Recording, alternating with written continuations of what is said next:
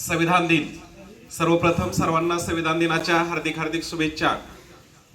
आपलं भारतीय संविधान, या संविधानाची स्वीकृती आजच्या दिवशी म्हणजे 26 नोव्हेंबर 1949 रोजी झाली आणि हे संविधान 26 जानेवारी 1950 रोजी प्रत्यक्ष अंमलामध्ये आलं. आणि भारत जरी स्वतंत्र झाला होता तरी तो प्रजासत्ताक नव्हता. तो खऱ्या अर्थानं 26 जानेवारी 1950ला प्रजासत्ताक झाला आणि खऱ्या अर्थानं लोकशाही अस्तित्वात आली. लोकांना खऱ्या अर्थानं खूप दिवसानंतर म्हणजे हजारो वर्षानंतर या ठिकाणची हुकुमशाही संपली, इथली राजेशाही संपली आणि माणसांना माणूस म्हणून जगण्याचा अधिकार या ठिकाणी भारतीय संविधानानं प्राप्त झाला. म्हणून हा दिवस अत्यंत मोलाचा, महत्वाचा आणि भारतीय इतिहासामध्ये सुवर्णाक्षराने लिहिलेला आहे. कारण आजच्या दिवशी भारतातलं हे संविधान जगाला मार्गदर्शक ठरणार आहे. जगातलं सगळ्यात मोठं संविधान म्हणून आपल्या संविधानाची ओळख आहे.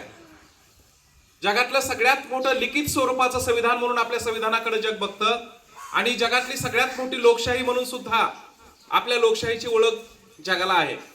मग हे संविधान कसं अंमलात आलं, या संविधानाची उपयुक्तता काय, या संविधानाने आपल्या भारतीय लोकशाहीला नेमकं काय दिलं, भारतामध्ये आमूलाग्र बदल या संविधानाने कसे केले, याविषयी आपण जाणून घेणार आहोत. की संविधान नेमकं काय आहे किंवा संविधान कशाला म्हणायचं. जसं आपल्या घरामध्ये काही नियम असतात की नाही. आपल्या घरात आई असते, वडील असतात, आजी आजोबा असतात, बहीण भाऊ हे सगळेजण असतात. मग हे सगळेजण घरामध्ये असताना काही घरामध्ये नियम ठरलेले असतात. जरी ते लिहिलेले नसले तरी त्या नियमावर आपल्या घरातला कारभार चालत असतो. उदाहरणार्थ कधी कधी वडील किंवा आई आपल्या घराचा कारभारी असतं, बरोबर आहे का. घरचा कारभार ते बघतात, आपल्याकडे कारभार असतो घरचा नाही. मात्र काही गोष्टी आपल्याकडे पण असतात. उदाहरणार्थ झाडून काढणं, घर स्वच्छ ठेवणं, बरोबर आहे का, छोटी छोटी कामं करतो. तसं देशाचं संविधान देशामधल्या नागरिकांनी कशा पद्धतीने वागलं पाहिजे, त्यांनी नियमांचं पालन कसं केलं पाहिजे किंवा या देशाचा नागरिक म्हणून त्यांची काही कर्तव्य असतात, बरोबर आहे का. जसे आपल्याला काही अधिकार संविधानाने दिलेले आहेत तसंच काही कर्तव्य सुद्धा आपल्याला पार पाडावे लागतात. मग नेमकी कोणती कर्तव्य पार पाडायची हे सगळं संविधानामध्ये दिलेलं आहे. या संविधानामध्ये भारतीय लोकांच्या दृष्टीनं की भारतातल्या प्रत्येक माणसाला न्याय कसा मिळेल या दृष्टीनं हे संविधान लिहिलेलं आहे. मग खरं तर हे संविधान लिहित असताना विचार करा किती कठीण परिस्थिती असेल. कारण इथं वर्षानुवर्ष राजेशाही होती. त्याच्या अगोदर इथं मुघलांचं साम्राज्य होतं. मुघलांच्या अगोदर आपल्या देशामध्ये या ठिकाणी सुलतानशाही होती, सुलतानांचं साम्राज्य होतं. त्याच्या अगोदर सुद्धा मध्य काळ सोडला तर काही काळात बघा हे आर्य वगैरे परकीय चाललेले होते. म्हणजे या देशामध्ये हजारो वर्ष अशा पद्धतीने हुकुमशाहीच होती, राजेशाही होती आणि त्या देशामध्ये लोकशाहीची संकल्पना रुजवणं हे फार कठीण काम होतं. मात्र ते कठीण काम पेलण्याचं काम आपल्या घटना समितीने केलेलं आहे. बघा आपल्या देशामध्ये इंग्रज आले. काही गोष्टीमध्ये इंग्रजांनी फार मोठं भारताचं शोषण केलं. आर्थिक बाबतीमध्ये त्यांनी आपल्याला फार लुटलं. हे जरी सत्य असलं तरी इंग्रजांमुळे काही गोष्टी आपल्या देशामध्ये खूप चांगल्या झाल्या. आता सगळ्या गोष्टी मी सांगत बसणार नाही, परंतु संविधानाच्या बाबतीमध्ये एक गोष्ट सांगावी लागेल की 1935चा जो प्रांतिक कायदा आहे, हा 1935चा प्रांतिक कायदा, या कायद्यानं खऱ्या अर्थानं देशामध्ये लोकशाहीची सुरुवात झालेली होती. आणि त्या प्रांतिक कायद्यान्वये भारतातलेच काही सदस्य या ठिकाणी इंग्रजांच्या संसदेमध्ये निवडून गेले होते आणि त्यांनी भारताचा कारभार पाहण्यास सुरुवात केली होती. म्हणजे कुठेतरी लोकशाहीची सुरुवात तिथून झालेली होती. जरी हुकुमशाही असली इंग्रजांची तरी सुद्धा लोकशाहीची स्टार्टिंग त्या 1935च्या कायद्यात होती. 1919चा जो मॅन्टेग्यू चेम्सफोर्ड कायदा होता त्या कायद्यात सुद्धा लोकशाहीची बीज पेरलेली होती. बघा मग अशा कायद्याच्या माध्यमातून या ठिकाणी लोकशाहीची थोडीशी सुरुवात झालेली होती. मात्र खऱ्या अर्थानं दुसरं महायुद्ध संपत आलं. 30 जानेवारी 1945ला अडॉल्फ हिटलर, जर्मनीचा हुकुमशहा, त्यानं रशियाच्या सैन्याकडून घुसली, अमेरिका तिकडून घुसली होती. अशा परिस्थितीमध्ये त्यानं आत्महत्या केली आणि दुसरं महायुद्ध समाप्त झालं. दुसरं महायुद्ध जसं समाप्त झालं तसं जगभर इंग्रजांच्या विरुद्ध आक्रोश निर्माण झाला. 105 देशावर इंग्रजांचं राज्य होतं. या सगळ्या देशामध्ये स्वातंत्र्याची मागणी खूप दिवसापासून होती आणि तिचा जोर वाढू लागला आणि तेव्हाच निश्चित झालं की आता भारताला स्वातंत्र्य मिळणार, इंग्रज भारतातून जाणार. इंग्रज भारताला स्वातंत्र्य देणार हे जवळपास निश्चित झालं होतं. आणि दुसऱ्या महायुद्धाच्या काळातच 1942चा उठाव, या उठावानं इंग्रजांना सळोकी पळून करून सोडलेलं होतं आणि इंग्रजांना कळून चुकलं होतं की आता यापुढे भारतावर राज्य करणं शक्य नाही. त्यामुळे स्वातंत्र्याच्या हालचाली इथूनच चालू झालेल्या होत्या आणि त्या हालचाली चालू होत असतानाच या ठिकाणी भारतीयांना स्वातंत्र्याची स्वप्न पडू लागली होती. जर आपल्याला स्वातंत्र्य मिळालं तर काय काय करायचं याची स्वप्न प्रत्येक भारतीय रंगवत होता. आणि मग अशा परिस्थितीमध्ये भारताच्या स्वातंत्र्याची हालचाल चालू झाली. बघा 1946ला जवळपास निश्चित झालं की भारताला स्वातंत्र्य मिळणार.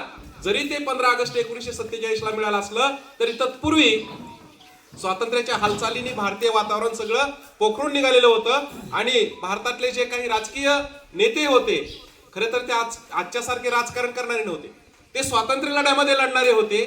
भारताला स्वातंत्र्य मिळवण्यासाठी इंग्रजांच्या विरोधात अनेकांनी तुरुंगवास भोगलेला होता, अनेक आंदोलनामध्ये त्यांनी सक्रिय सहभाग घेतलेला होता आणि भारताला स्वातंत्र्य मिळवणं हे त्यांचं ध्येय होतं. आणि त्या ध्येयासाठी ते रात्रदिवस झटत होते. आणि जसं जसं स्वातंत्र्य जवळ येऊ लागलं तसं तसं आपल्या देशाची एक राज्यघटना असावी, आपल्या देशाचा कारभार करण्यासाठी स्वतःचं संविधान असावं असा विचार पुढे येऊ लागला. मग अशा परिस्थितीमध्ये भारतीय संविधान कसं निर्माण करायचं, काय करायचं, याच्यासाठी भारताचे शेवटचे जे व्हाईसरॉय होते बघा, लॉर्ड माउंटबॅटन यांच्या अध्यक्षतेखाली किंवा त्यांच्या मार्गदर्शनाखाली या ठिकाणी भारतानं स्वतःचं संविधान तयार करावं असं ठरलं गेलं.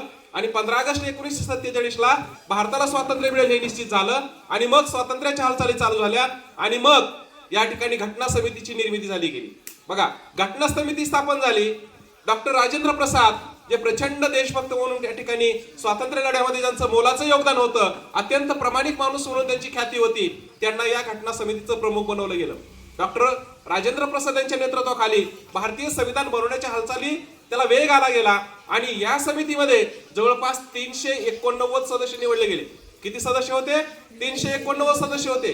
मग हे सगळे 389 सदस्य या ठिकाणी संविधान निर्मितीमध्ये सक्रिय सहभागी झाले आणि सगळेजण मिळून त्या ठिकाणी संविधानाच्या निर्मितीला हालचाली चालू झाल्या. आणि मग या संविधानाचा जो आत्मा आहे तो म्हणजे त्यातली मसुदा समिती.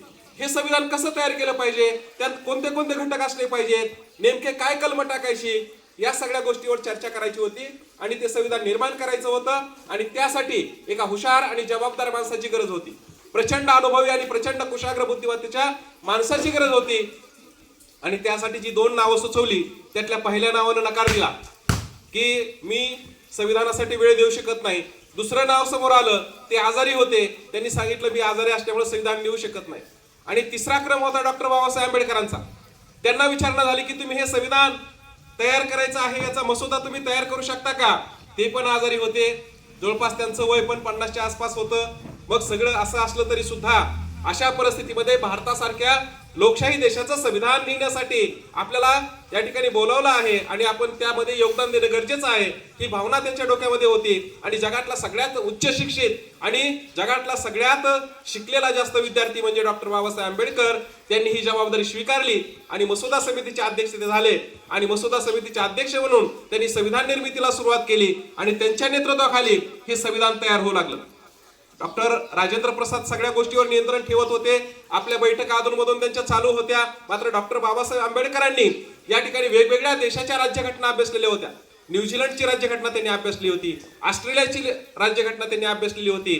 त्याचबरोबर अमेरिकेचं 7 कलमी संविधान हे संविधान त्यांनी अभ्यासलेलं होतं. अमेरिकेमध्ये ते स्वतः शिकताना विद्यार्थी म्हणून राहिलेले होते. तिथल्या लोकशाहीचा, अध्यक्षीय लोकशाहीचा त्यांना अनुभव होता. त्याचबरोबर इंग्लंडची संसदीय लोकशाही, त्या संसदीय लोकशाहीमध्ये राहिले होते. इंग्लंडच्या राज्यघटनेत एकही कलम नाही, एकही कलम लिहिलेलं नाही, तोंडी 5-7 कलम आहेत. त्या कलमावरती इंग्लंडचा सगळा राज्यकारभार चालतो. कुठल्याही नियमाचं तिथं उल्लंघन होत नाही. तिथली संसदीय लोकशाही त्यांनी अभ्यासलेली होती. त्याचबरोबर त्यांनी वेगवेगळ्या इतर देशाच्या राज्यघटना सुद्धा अभ्यासलेल्या होत्या, मार्गदर्शक तत्वे अभ्यासलेली होती. 1935चा प्रांतिक कायदा तयार करताना त्यांची मोलाची भूमिका त्या ठिकाणी होती. गोलमेज परिषदेला ते स्वतः हजर होते. इंग्लंडचं वातावरण त्यांनी अभ्यासलं होतं, अमेरिकेचं वातावरण त्यांच्या डोक्यामध्ये फिट होतं. त्यामुळं भारताचा संपूर्ण अभ्यास सुद्धा त्यांच्या डोक्यामध्ये होता. ज्यावेळेस ते बॅरिस्टर होऊन भारतात आले होते त्यांनी भारताचा सगळा अभ्यास केलेला होता. भारतात नेमकं काय आहे आणि भारतातली जातीची उतरंड सुद्धा त्यांना पूर्ती ज्ञात होती. भारतामधले धर्म त्यांना पुरते डोक्यामध्ये होते आणि धर्माची ही आपूची गोळी असं ते म्हणायचे आणि भारतातली लोकांची जातीची उतरंडी जी आहे ती उतरंडीसारखी असं म्हणायचे आणि म्हणून या देशाला नेमकं काय पाहिजे हे डॉक्टर बाबासाहेब आंबेडकरांनी इतकं दुसऱ्या कोणालाच माहित नव्हतं. मग ज्या व्यवस्थेमध्ये त्यांचं लहानपणापासून अगदी त्यांच्यावर अन्याय झाला, अगदी लहानपणापासून त्यांच्यावर अत्याचार झाला, अगदी पहिलीत असताना नळाचं पाणी शाळेत पिले म्हणून इतर मुलांनी त्यांना मारलं, शाळेत असताना बैलगाडीतून प्रवास करताना ते मागासलेल्या जातीतले हे त्या गाडीवरला माहीत झाल्यानंतर त्यांना गाडीतून हकालून दिलं, त्यांना चालत यायला लावलं. अशा पद्धतीने त्यांच्यावर अनेकदा अत्याचार झाला, अन्याय झाला. अगदी उच्च शिक्षित होऊन आल्यानंतर या ठिकाणी बडोदा संस्थानात नोकरी करताना अख्ख्या बडोदा शहरामध्ये त्यांना राहण्यासाठी घर दिलं नाही. एका मुस्लिम व्यक्तीकडे चुकीची जात सांगून ते राहू लागले, मात्र खरी जात कळताच त्यांचं सामान रस्त्यावर फेकून देण्यात आलं. इतका अन्याय अत्याचार झालेला हा माणूस, ज्यांच्या मुलाला दवाखान्यात पैसे नव्हते म्हणून तापेनं तो तडफडून मेला, अगदी उपाशी राहून ज्यांनी अभ्यास केला असे डॉक्टर बाबासाहेब आंबेडकर यांच्यावर ही जिम्मेदारी आलेली होती. आणि त्यामुळं या भारताच्या अशा वातावरणात तावून सुलाखून निघालेलं त्यांचं व्यक्तिमत्व खरं तर दुसऱ्या तिसऱ्या व्यक्तीच्या हाती जरी संविधान लिहिण्याची जबाबदारी आली असती तर त्या संविधानाच्या माध्यमातून या सगळ्या गोष्टीचा त्यांनी सूड उगवला असता. मात्र तसं काही झालं नाही. त्यांनी निरपेक्ष भावनेनं भारतासाठी पोषक सर्वसामान्य माणसाला, प्रत्येक माणसाला न्याय मिळेल असं संविधान निर्माण करण्यासाठी या ठिकाणी सिंहाची भूमिका निभावलेली आहे. खऱ्या अर्थानं त्यांनी आता खरं तर 389 सदस्य होते, मात्र दुर्दैवानं देशाची फाळणी झाली गेली. भारतातून पाकिस्तान वेगळा झाला. आताचा बांगलादेश आणि आताचा पाकिस्तान दोन्ही मिळून पाकिस्तान होता त्यावेळेस. आणि त्यामुळं या संविधान सभेतली सदस्याची संख्या कमी झाली आणि 299 सदस्य राहिले स्वतंत्र भारतामध्ये. मग हे 299 सदस्य नंतर संविधान सभेमध्ये होते आणि त्यांनी या ठिकाणी संविधान निर्मितीला सुरुवात केली आणि डॉक्टर बाबासाहेब आंबेडकरांनी धर्मनिरपेक्ष राज्य म्हणून या राज्याला, या देशाला डिक्लेअर केलं. आणि धर्मनिरपेक्ष म्हणजे भारत हा कुठल्याही धर्माचा अधिकृत देश नाही असं संविधानाद्वारे त्यांनी घोषित केलं. या राष्ट्राला हिंदू राष्ट्र बनवता आलं असतं, कारण या देशामध्ये 83% हिंदू होते, म्हणून या राष्ट्रात जास्त हिंदू आहेत. पण हिंदूंचं राष्ट्र किंवा हिंदुस्थान पूर्वीचं नाव या देशाला होतं. मात्र तसं काही झालं नाही. त्यांनी हिंदुस्थानला हिंदुस्थान असं म्हटलं नाही किंवा हिंदूंचं राष्ट्र असंही म्हटलं नाही. इथल्या प्रत्येक अल्पसंख्याक समाजाला सुद्धा आपला हा देश वाटावा. या देशामध्ये मुस्लिम 11% होते, ख्रिश्चन होते, बौद्ध होते, नवबौद्ध होते, त्याचबरोबर यहुदी होते, पारशी होते, जैन होते. या प्रत्येक घटकाला, या प्रत्येक धर्माला या ठिकाणी समान न्याय मिळावा यासाठी धर्मनिरपेक्ष राष्ट्राची या ठिकाणी घोषणा करून टाकली. म्हणजे कायद्यापुढे सगळे समान आहेत. या ठिकाणी कायद्यापुढे कुठल्याच धर्माला अधिकृत धर्म किंवा उच्च धर्म म्हणून समोरलं जात नाही. कायद्याच्या समोर सगळे समान, मग तो स्त्री असो, पुरुष असो, कुठल्याही धर्माचा असो, कुठल्याही जातीचा असो, लहान असो अथवा मोठा असो, गरीब असो, श्रीमंत असो, या सगळ्यांना कायद्यापुढे समान म्हटलेलं आहे. आणि समानतेची भावना, समानतेचं तत्व डॉक्टर बाबासाहेब आंबेडकरांनी आपल्या राज्यघटनेमध्ये प्रतिबिंबित केलेलं आहे. तर कुठल्याही राज्याचा असो, आपल्या देशामध्ये एवढा मोठा भौगोलिक प्रदेश आहेत, इतक्या मोठ्या भाषा आहेत, इतक्या मोठ्या वेशभूषा आहेत, इतक्या मोठ्या संस्कृती आणि इतके मोठी भारताची भौगोलिक परिस्थिती असताना या सगळ्या देशातल्या प्रत्येक माणसाला, तिकडे अंदमान निकोबारचं बेट आहे, त्यांची वेगळी संस्कृती लक्षात घ्या. देशामधलं एक टोक असं आहे जिथं साप सुद्धा खातात, लक्षात घ्या. एक नागालँड, मणिपूर तिकडे गेला तर साप खाणारी लोक आहेत आपल्या देशामध्ये. काही हिमालयाच्या डोंगरामध्ये राहणारी लोक आहेत, आदिवासी सारखी, त्या अश्मयुगीन माणसासारखी. मग अशा सगळ्या माणसांना एकसंध ठेवणं, त्यांना एका सूत्रामध्ये बांधणं ही काही साधीसुधी गोष्ट नव्हती. मात्र या संविधानानं या सगळ्या लोकांना एकत्र बांधण्याचं काम केलं. बघा, 418 पानाचं संविधान आहे आपलं. 418 पाने संविधानामध्ये आणि याचं वजन 4.25 किलो आहे. 4.25 किलोचं मूळ संविधान 418 पानं त्याच्यामध्ये आहेत. आणि या 418 पानानं अख्ख्या देशाला एका सूत्रामध्ये, एका माळेमध्ये गुंफण्याचं काम केलं. प्रत्येक माणसाला माझा देश आणि मी या भारतातला ही भावना प्रतिबिंबित करण्याचं, पेरण्याचं काम आपल्या भारतीय संविधानानं करून ठेवलं. आणि ही सगळी जबाबदारी आपल्या घटना समितीने स्वीकारलेली होती. आणि मसुदा समितीचा रोल सगळ्यात महत्वाचा होता. आपल्या मूळ संविधानामध्ये 395 कलम होती. किती कलम होती? 395 कलम. आता 395 कलम का टाकलं किंवा 395च का? तर या ठिकाणी महापुरुषांची जी विचारधारा असते, बघा, महापुरुष कुठल्या जातीपातीचे नसतात, कुठल्या धर्माचे नसतात. ते स्वतःला कुठल्या धर्माचे मानत नाहीत, ते स्वतःला कुठल्या जातीत गुंफून ठेवत नाहीत. मात्र दुर्दैवानं त्यांच्या मृत्यूनंतर, महापुरुषांचा मृत्यू झाल्यानंतर त्यांचे जे अनुयायी असतात ते अनुयायी काय करतात? त्यांचा पराभव करतात किंवा त्यांच्या विचारांचं त्या ठिकाणी पतन करण्याचं काम त्यांचे अनुयायी करत असतात, कारण ते हयात नसतात आणि हयात नसल्यानं त्यांच्या ज्या विचारांचं अधपतन होत असतं त्या अधपतनाला ते काहीही करू शकत नाहीत. त्यांचे अनुयायी मात्र या सगळ्या गोष्टींना जबाबदार असतात.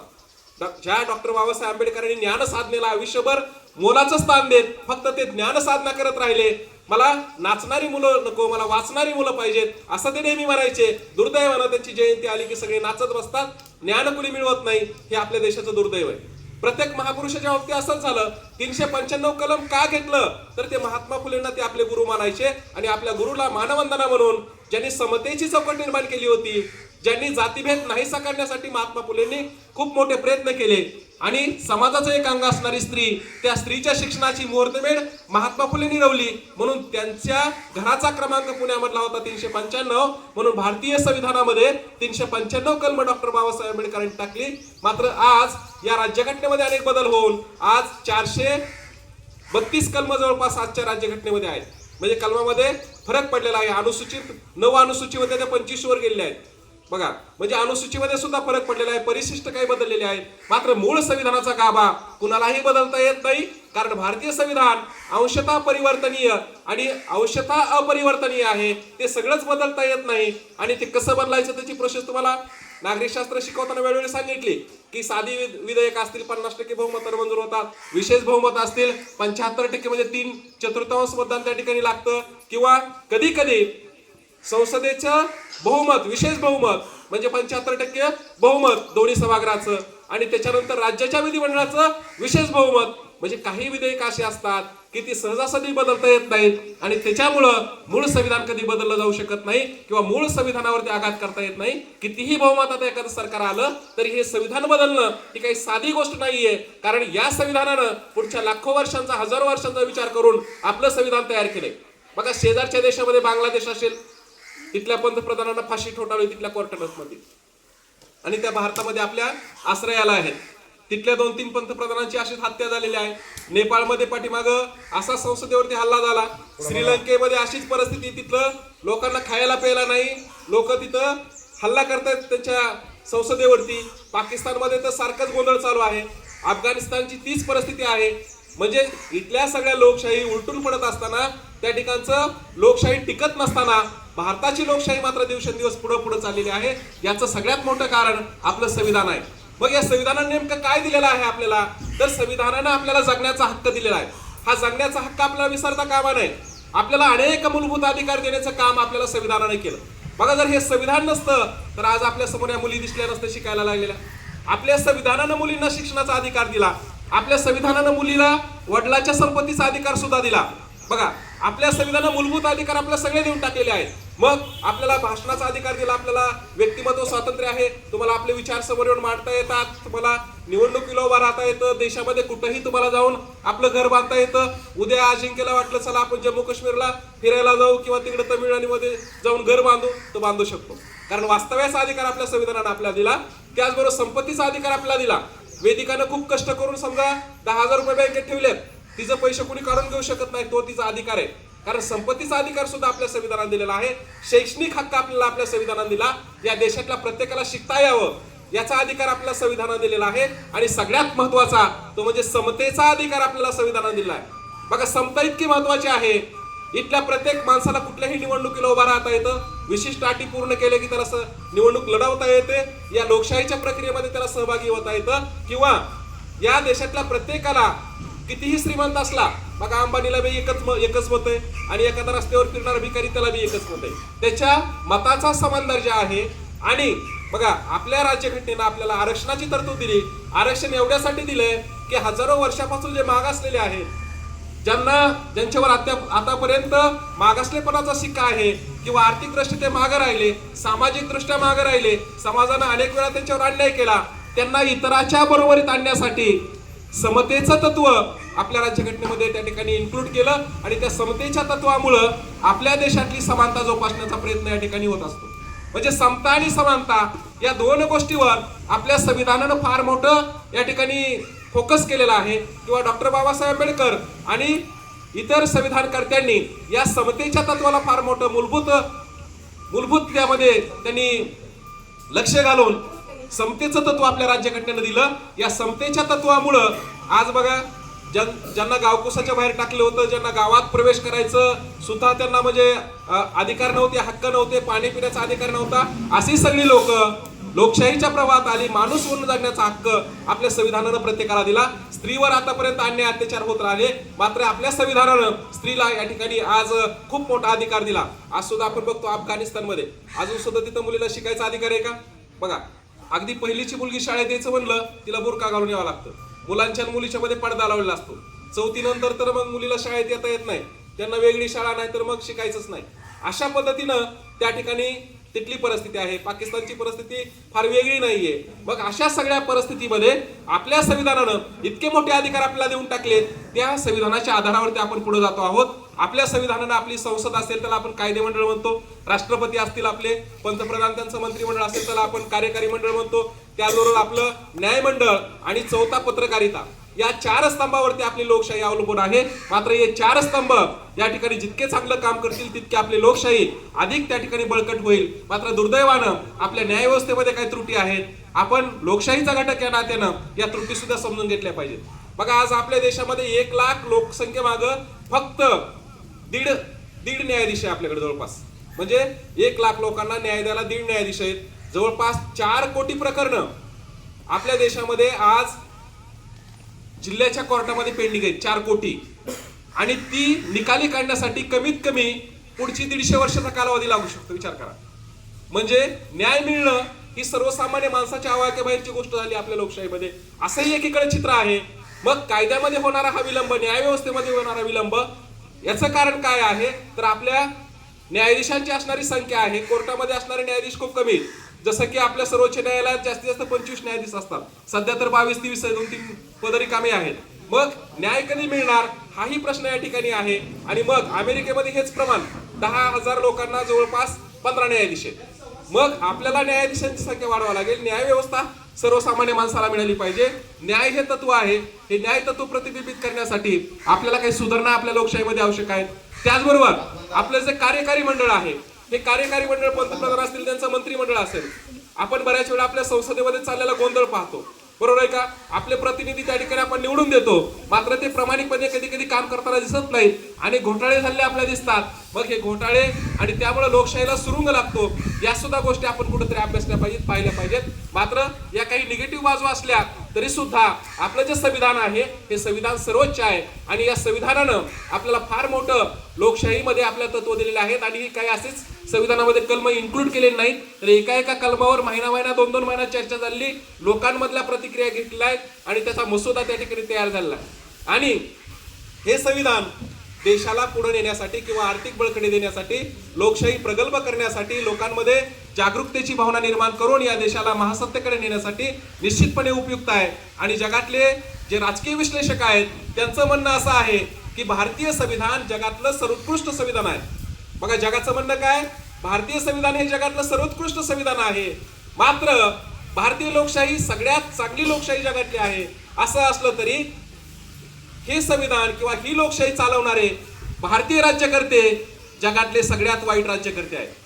बघा, मी काय म्हणतो नीट ऐका, की भारतीय लोकशाही जगातली सगळ्यात चांगली लोकशाही आहे, मात्र ही लोकशाही चालवणारे राज्यकर्ते जगातले सगळ्यात वाईट राज्यकर्ते आहेत. याचा अर्थ आपल्याला समजून घ्यावा लागेल. भविष्यामध्ये आपल्या चांगली माणसं या लोकसभेवर असेल, विधानसभा असेल, जिल्हा परिषद असतील, स्थानिक स्वराज्य संस्था असतील, या सगळ्यावर निवडून द्यावे लागतील. चांगली प्रामाणिक माणसं तिथं जाऊन बसली, APJ अब्दुल कलाम असतील, अटल बिहारी असतील, यशवंतराव चव्हाण जे असतील, यांच्यासारखी माणसं जर तिथं जाऊन बसली तर नक्कीच आपली लोकशाही प्रगल्भ होऊ शकते आणि लोकशाही पुढे जाऊ शकते आणि आपला देश लवकर महासत्ता होऊ शकतो. मग आपलं हे संविधान आपण अभ्यासलं पाहिजे, कारण तो आपला लोकशाहीचा आत्मा आहे. जसं आपल्या शरीरात हार्ट असतं, मेंदू असतं, तसं हे संविधान आपल्या लोकशाहीमधला आत्मा आहे. तो आत्मा आपण समजून घेतला पाहिजे. आपण नियमांचं पालन केलं पाहिजे. मात्र दुर्दैवानं भारतामध्ये सगळ्यात कमी नियमांचं पालन केलं जातं. इंग्लंडमध्ये एकही नियम लिहिणार असताना तिथं कुणी नियम मोडत नाही. अमेरिकेमध्ये 7 कलमावर अख्खं राज्य चालतं, अख्खा देश चालतो आणि जगातला सगळ्यात श्रीमंत देश तो. मात्र आपल्याकडं एवढी मोठी 448 कलम सध्या असताना सुद्धा या ठिकाणी आपलं व्यवस्थित कुणी कलमांचं पालन करत नाही, नियमांचं पालन करत नाही. आताच येताना कळवून येताना रस्त्यात बघितलं, एखादं ट्रॅक्टर चढायला लागलं त्याला उठी लावतात मागून, बघितलं का दगड लावतात नाही मागं सरकू नाही म्हणून, आणि मोठ्याले दगड तशीच रस्त्यात असतात. अंधारात एखादं बिचारा मोटरसायकल चाललं, त्याला अंधारात दगड नाही दिसला, त्याला ठोकर लागली की ते पडलं आणि गेलं. बघा, कुणाची चूक आणि कुणाला त्याचा तोटा होतो. अशा गोष्टी आपल्या देशामध्ये असतात. मात्र ज्यानं दगड टाकला त्यानं ते उचलून बाजूला ठेवणं हे त्याचं काम असतं. मात्र दुर्दैवानं असं होताना दिसत नाही.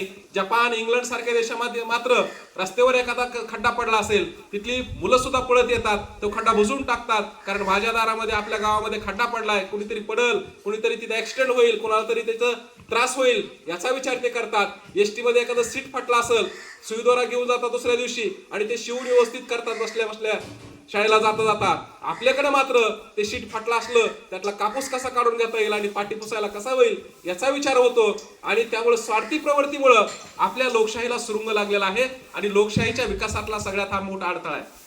देशातला दहशतवाद असेल, जातीयता असेल किंवा आरक्षणाचे प्रश्न असतील किंवा भ्रष्टाचाराचा प्रश्न असेल, या सगळ्या प्रश्नांमुळे आपल्या लोकशाहीला कुठेतरी सुरुंग लागत आहे. मात्र या समस्या बाजूला सारून, या समस्याला बाजूला हटवून आपल्याला आपली लोकशाही पोषक बनवण्यासाठी या ठिकाणी प्रयत्न करावे लागतील, तेव्हाच आपण पुढे जाऊ शकतो. आता दुसरी गोष्ट महत्वाची, आज बघा संविधान दिन साजरा करतोय, मात्र दुर्दैवानं याच दिवशी, संविधान दिनाच्या दिवशीच आपल्या लोकशाहीवरती हल्ला झाला होता. खरं तर तो मुंबईवरचा हल्ला नव्हता. हल्ला कुणावर झाला? आपल्या लोकशाही व्यवस्थेवरती हल्ला झाला. कुणी केला? शेजारच्या हुकुमशाही राष्ट्राने केला. हुकुमशाही राष्ट्र म्हणजे आपल्यातूनच वेगळं झालेलं राष्ट्र ते पाकिस्तान. आणि या पाकिस्ताननं आपल्या देशावरती 26 नोव्हेंबरला 2008ला दहशतवादी हल्ला केला आणि फक्त आले होते 10 जण. बघा, याचा सुद्धा आपल्याला कुठेतरी विचार करावा लागेल. फक्त 10 अतिरेकी येतात, आपल्या देशामध्ये 197 लोकांना मारतात आणि जवळपास 750 लोकांना जखमी करतात. आणि आपल्या देशाची सुरक्षितता मात्र आपले समजा तटरक्षक दल असेल, आपलं संरक्षण दल असेल किंवा आपलं गुप्तचर संघटना असतील, यांना थांगपत्ताही लागत नाही. म्हणजे किती दुर्दैव आहे आपलं. छत्रपती शिवाजी महाराजांच्या काळामध्ये अगदी सूक्ष्म अशा बातम्या काढून आणल्या जायच्या आणि त्या बातम्यामुळे स्वराज्य उभं राहिलं होतं. आणि इथं मात्र आपल्या देशामध्ये 10 तरी घुसतात. आणि ते कसे आले होते माहिती तुम्हाला? ते निघाले 21 तारखेला. 21 नोव्हेंबरला पाकिस्तानमधून निघाले. विद्यार्थ्याच्या वेशामध्ये होते, सगळी पोरं होती, फार वयस्कर कुणी नव्हतं त्याच्यामध्ये. 21, 22, 23 वर्षाचे इंजिनिअरिंगचे त्यात काही विद्यार्थी होते. आणि हे विद्यार्थी, त्यांना दहशतवादी प्रशिक्षण मिळालं. आणि त्याच्या अगोदर बघा 4-5 त्यांची माणसं आली होती आणि ताज हॉटेलमध्ये रूम बुक करून तिथं शस्त्र, बंदुका, पिस्तूल, AK-57 रायफल वगैरे सगळे घेऊन तिथं हॉटेलमध्ये ते मुक्कामी होते अगोदरच. बघा, हॉटेलमध्ये आले, राहिले, बंदुका घेऊन आले, पिस्तुला घेऊन आले, तरी सुद्धा त्या हॉटेलमध्ये चेकिंग झाली नाही. किंवा तिथले सिक्युरिटी बघा, तिथे बूट, सॉक्स, इनशर्ट असले ते एंट्री देत नाहीत. ताजमध्ये लाख, 1.5 लाख, 2 लाख, 10 लाख एक रूमचं भाडं आहे तिथं. आणि त्या हॉटेलमध्ये त्यांनी एंट्री करून बसले, तरी पण पत्ता लागला नाही. कुठून आले, कसे आले, काही मेळ लागला नाही. आणि मग ह्या 21 तारखेला हे बाकीचे 10 जण निघाले आणि 10 जण एका जहाजानं आले आणि भारतीय समुद्री हवाईमध्ये म्हणजे सीमेमध्ये त्यांनी प्रवेश केला. आणि तिथं एक भारतीय जहाज होतं. त्या जहाजावर जे भारतीय लोक होते, काही समजा नाव चालवणारे, ते नावाडी वगैरे होते, बोट होती. त्या बोटीतल्या सगळ्यांना त्यांनी मारून टाकलं, फक्त नावाडी ठेवला. नावाड्याला अशासाठी ठेवलं, त्याला बंदूक लावली, चल आम्हाला मुंबईला घेऊन जा. त्याला दाब देऊन मुंबईच्या किनाऱ्यावरती आणलं. तिथं आले की त्याला गोळी घातली, त्याला मारून टाकलं. दुसरी एक बोट होती तिथं, त्या बोटीतली 2-3 जण होते, त्या दोघांना गोळ्या घातल्या आणि त्या नावाड्याला म्हणलं, चल आम्हाला कुलाबा किनाऱ्याकडे घेऊन चल. कुलाब्याकडे गेले. त्या ठिकाणी मच्छीमार होते, काही मच्छी पकडणारी कोळी. त्यांना संशय आला की उर्दूमध्ये बोलतायत, हिंदीमध्ये बोलतायत, हे भारतीय दिसत नाहीत. आणि त्यांना संशय आल्यामुळं त्याने हटकलं. कोण तुम्ही? ते म्हणले, तुम्ही तुमचं काम करायचं, तुम्हाला काम करो. आणि त्यांना दाब देऊन ते निघून गेले. त्यांना संशय आल्यामुळे त्यांनी पोलिसांना फोन केला की अशी 10 माणसं आपल्या सीमेमध्ये घुसलेत आणि ते भारतीय वाटत नाहीत, ते परदेशी पाकिस्तानी वाटतायत, तुम्ही तात्काळ चौकशी करा. मात्र असे सूचना मिळून सुद्धा 25 तारखेला आपल्या पोलीस यंत्रणेनं काही केलं नाही. पोलीस यंत्रणा आपली त्यांच्या कामात असते, त्यांचे पैसे कुठून मिळतात याच्यावर जास्त त्यांचा फोकस असतो. अशी परिस्थिती बहुतांश सगळीकडे दिसते. आता सगळे तसे नसतात, काही प्रामाणिक पण असतात. मात्र दुर्दैवानं त्यांनी काहीही चौकशी केली नाही, त्याकडे दुर्लक्ष केलं गेलं. भारतीय गुप्तचर संघटनेनं सुद्धा याच्याकडे त्यांचं लक्ष नव्हतं. भारतीय गृह खातं झोपलेलं होतं. आणि या सगळ्या परिस्थितीमुळे काय झालं, ते मुंबईमध्ये घुसले. बघा, रात्री 7:30 वाजता ते मुंबईत आले. मुंबईत आल्यानंतर ते ताज हॉटेलमध्ये 6 जण घुसले, 2 जण नरिमन हॉटेलमध्ये घुसले आणि बाकीचे 2-4 जण इकडे तिकडे रस्त्याने चालू लागले. आणि त्यांच्याकडं AK-57 सारख्या बंदुका होत्या, अत्याधुनिक. आणि आपल्या पोलिसाकडे साध्या बंदुका. आणि ताज हॉटेल, नरिमन हॉटेल जे जागतिक लेवलचे हॉटेल आहे, त्यात परदेशी बरेचसे नागरिक होते, भारतीय होते. तिथे एक लग्न समारंभ होता ताज हॉटेलमध्ये आणि त्या हॉटेलमध्ये घुसल्यानंतर त्यांनी अंधाधुंद गोळ्या घालायला चालू केलं. बघा त्याच्यामध्ये जवळपास 2 दिवस चाललेला हा त्यांचा हल्ला आणि हल्ल्यामुळे काय झालं, त्या हॉटेलमध्ये घुसून त्यांनी जी दिसत त्याला गोळ्या घालायचे. एक तर तुम्हाला पाठीमागे व्हिडिओ दाखवला होता, एक छोटंसं बाळ होतं, त्याची आई होती, वडिलांना गोळी घातली गेली. त्या आईला वाटलं माझं लेकरं, बारकं लेकरं होतं 2 वर्षाचं, त्याला गोळी घालतील, त्याकडे पळत पळत चालली, तिलाही गोळी घातली गेली. आणि त्या अतिरेक्यांनी शेवटला त्या 2 वर्षाच्या लेकराला सुद्धा सोडलं नाही, त्याला सुद्धा गोळ्या घातल्या. अशा पद्धतीनं 34 परदेशी आणि इतर भारतीय असे 197 लोकांना मारलं, 750 लोकांना जखमी केलं. आणि अशा परिस्थितीमध्ये, कठीण परिस्थितीमध्ये आपल्या भारत मातेचे काही सुपुत्र जे पोलीस खात्यात होते, ताज हॉटेलवर हल्ला झालाय, नरिमन हॉटेलवर हल्ला झालाय, आपल्या लोकांना मारतायत ही वार्ता कळताच बघा विजय साळसकर, पुन्हा हेमंत काटकरे असे 4-5 पोलीस अधिकारी त्या ठिकाणी, ज्यांच्याकडे साध्या बंदुके होत्या, बंदुकीतले झाले 1-2 गोळे असतात त्यांच्या, अशा ते गोळे घेऊन साध्या ह्याच्यात ते निघाले आणि त्यांनी या अतिरेक्यांना थांबवण्याचा प्रयत्न केला. दुर्दैवानं हे 4-5 जण त्या ठिकाणी त्यांनी मृत्यूशी ते झुंजले. बघा एक जण तर होतं, रिटायरमेंट आली होती, जवळ 1-2 महिन्यावर त्यांची रिटायरमेंट, सोलापूरचे होते आपले, आणि ते सुद्धा त्या ठिकाणी शहीद झाले. त्यांनी अतिरेक्यांशी, त्यांच्याकडे कारण अत्याधुनिक शस्त्रास्त्र होती, त्यांच्याकडे रायफली होत्या. मात्र हे सगळं करत असताना विश्वास नांगरे पाटील त्यांनी आपल्या नेतृत्वाखाली ताजमध्ये प्रवेश केला.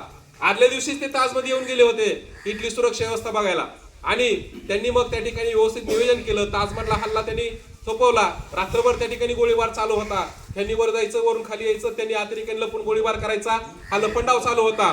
शेवटला भारत सरकारने एक हेलिकॉप्टर ताज हॉटेलच्या वरील इमारतीवर उतरवलं. त्यातून 200 कमांडो आले. त्या कमांडोने तिथं लागलेली आग सुद्धा विझवली आणि या दहशतवाद्यांना कंठस्नान काही जणांना घातलं आणि अशा ह्याच्यामध्ये 9 अतिरेकी मारले गेले आणि एकाला जिवंत पकडलं गेलं. आजमल कसाबला जिवंत पकडलं गेलं आणि त्याला जिवंत पकडून त्यानंतर त्याच्यावर खटला दाखल करण्यात आला. सगळ्या अतिरेकीवर खटला दाखल करण्यात आला. मात्र पाकिस्तानने हात वर केले, हे आमचे अतिरेकीच नाहीत, आमच्या देशातून आलेच नाहीत, आमच्या देशातले नागरिक नाहीत, अशा पद्धतीचा कांगावा केला.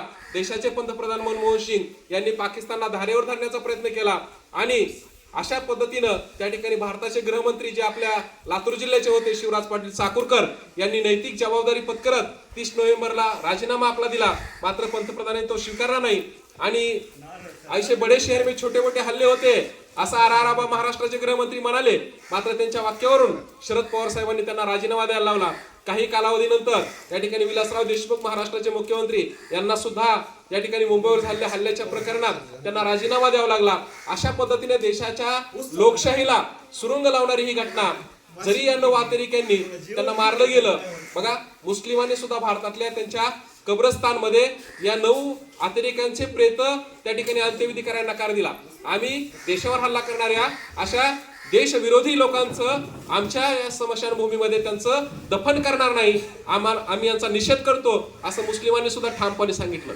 बघा अशा पद्धतीने देशाच्या लोकशाहीवर झालेला हा हल्ला होता. या हल्ल्यानं अनेक गोष्टी या ठिकाणी जागृत झाल्या गेल्या. त्यानंतर मात्र आपल्या पोलिसांना प्रशिक्षण देण्यात आलं, कमांडोंना प्रशिक्षण देण्यात आलं. असे हल्ले भविष्यात होऊ नयेत याची पूर्वतयारी या ठिकाणी देशामध्ये करण्यात आली. मात्र दुर्दैवानं गेल्या महिन्यात दिल्लीत असा स्फोट झाला होता. हे अतिरेकी आले, नुसत्या बंदुका नव्हत्या त्यांच्याकडे, हातबॉम्ब होते, कुणावर बी असे बॉम्ब टाकायचे, कुठे बी बॉम्ब लोकांवर टाकायचे, निष्पाप लोकांना मारण्याचं काम केलं. ज्यात कुणाचा अपराध नव्हता. बरेचसे परकीय नागरिक होते, 4 अमेरिकन होते, जपानचे 2-3 होते, जर्मनीचे 1-2 होते, प्रत्येक देशातले जवळपास नागरिक होते. काही जखमी झाले, काही मारले गेले. एक उद्योगपती सुद्धा फ्रेंचचा त्यात मारला गेला होता. मग अशा पद्धतीनं या ठिकाणी कारण नसताना निष्पाप लोकांना मारण्याचं त्यांचं टार्गेट होतं. अनेक ठिकाणी त्यांचं मुंबईमध्ये बॉम्बस्फोट करण्याचं त्यांचं मनसुबा होता. मात्र या ठिकाणी देशप्रेम जागवत आपल्या प्राणाची आहुती देऊन काही हुतात्म्यांनी त्यांना अडवलं गेलं आणि देशाच्या लोकशाहीवरचा हल्ला त्यांनी परतवून लावण्यामध्ये ते देशासाठी शहीद झाले. त्या सर्व शहीदांना आपण अभिवादन करूया. 1-2 मिनिट आपण आता उभा राहून 26 नोव्हेंबरच्या हल्ल्यामध्ये जे देशासाठी शहीद झाले त्या शहीदांना आपण श्रद्धांजली अर्पण करूया. सावधान.